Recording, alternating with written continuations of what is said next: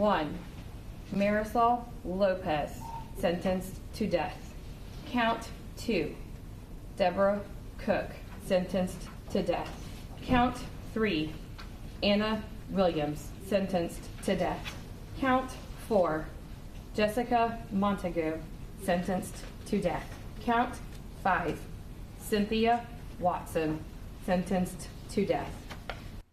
A stoic Zephen Xaver looked on today inside Highlands County courtroom as a jury gave its recommendation for the death penalty. Good evening, everyone. I'm Josh Benson. And I'm Paula Lucero. Thanks for joining us for News Channel 8 on the CW Tampa Bay. It's been an emotionally trying 2 weeks for families of the 5 victims gunned down inside a SunTrust bank back in 2019. Yeah, but tonight they all agree justice has been served. And News Channel 8's Nicole Rogers has reaction from the victims' families and what's next for Zephen Xaver.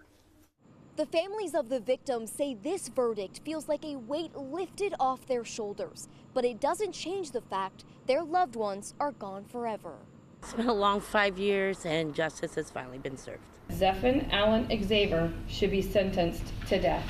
This was the fateful moment in the Highlands County Courthouse when Zephen Xaver found out 9 jurors wanted him put to death. I feel some type of closure right now.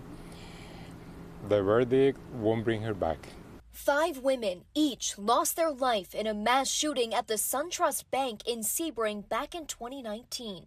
Murders Xaver pleaded guilty to, and 9 out of 12 jurors found worthy of the death penalty. He deserves it.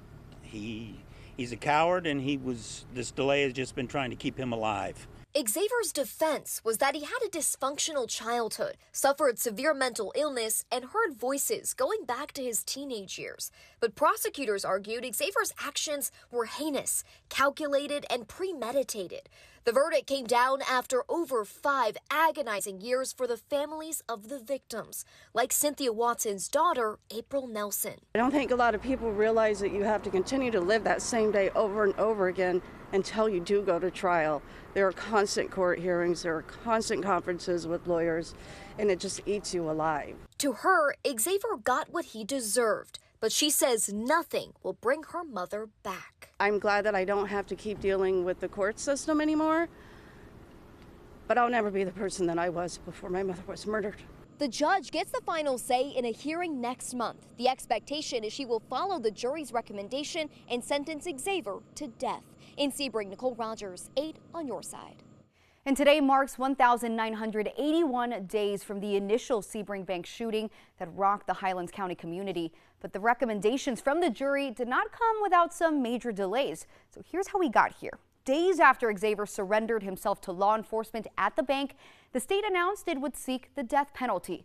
Xaver originally entered a plea of not guilty and requested a jury trial. Before the trial was set to begin in 2022, it was delayed because of medical issues with the public defender's office.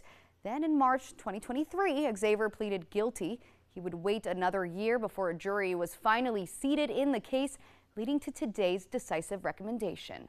Meanwhile, today's decision wouldn't have happened without a recent change to state law. That's right. In 2022, the man who killed 17 people at Marjorie Stoneman Douglas High School in Parkland was given life in prison without parole. Now, at the time, a unanimous decision was needed from a jury, and 3 jurors in that case voted for life. That decision led to a law signed the year after by Florida Governor Ron DeSantis. Now, only 8 of 12 jurors are needed for a suspect to get the death penalty. The families of the women killed by Zephen Xaver say they are thankful that decision was made. I agree with the change in the law. I like it, not just because of this case, but because it stops deadlocks. I think the change of the law was necessary. I don't think it should be up to one juror that could make a decision on an entire case because it needed to be 12 and maybe there's one person that held out. I don't think one person should have control of that. I'm happy with the new change in law. I think it's fair. And new tonight, State Attorney Brian Haas, who oversees Highlands County and the rest of the 10th Judicial Circuit, released a statement on the jury's recommendation. It reads in part, "I am very pleased with the death recommendation. I'm thankful for the time and effort the jurors put into reaching their verdict. The focus today should be on the 5 victims and their families and not the monster who committed these crimes. Their families have suffered so much without them while they waited for justice." He went on to thank all the law enforcement agencies who worked on the investigation and the prosecutors from his office who helped the jury make their recommendation. And to see more on the coverage of today's verdict by the jury, click on this story on our website. You can find it at WFLA.com.